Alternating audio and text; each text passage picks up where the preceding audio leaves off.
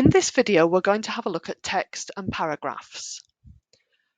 Most of this information is guidance rather than rules, but it does make your text easier to read for people with neurological disabilities, for people who have low vision, and for people who are blind and use screen readers.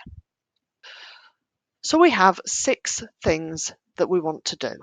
The first is to use a plain, preferably sans serif font, and a minimum font size of 12. So I'm going to highlight all of my text. I can do that with the mouse or by using Control A. And I'm going to change the font to Arial. And I'm going to make it bigger. I'm going to use a minimum font size of 12. That makes it a little bit easier to read. You may have already noticed that this text is fully justified. That means that there's a straight line down the left and right-hand side of the text. This used to be a really fashionable thing to do, but it makes rivers of white space appear, and some people with conditions such as dyslexia find that very difficult to read. So don't do that. Instead, let's left align the text. It's also easier that way when you get to the end of a line to find which line you're reading onto.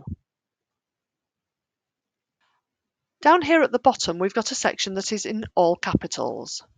It's okay occasionally to use all capitals, for example, in a main heading, but in the body of the text, anything more than one word makes it difficult to read. So I'm going to take that back into sentence case. If I wanted to make it look different, I could use bold. Also, avoid using underline as a way of drawing attention to something, because this is now used mainly for hyperlinks. So if somebody sees underlined text, they may expect a hyperlink to be there. So again, let's take out the underline and make it bold instead.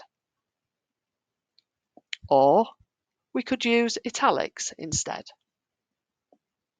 But use italics sparingly because large sections of italics are difficult to read.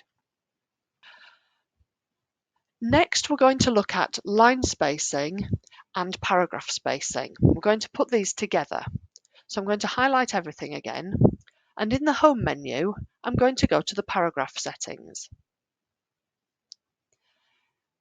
It's advisable to set the line spacing to 1.5 lines.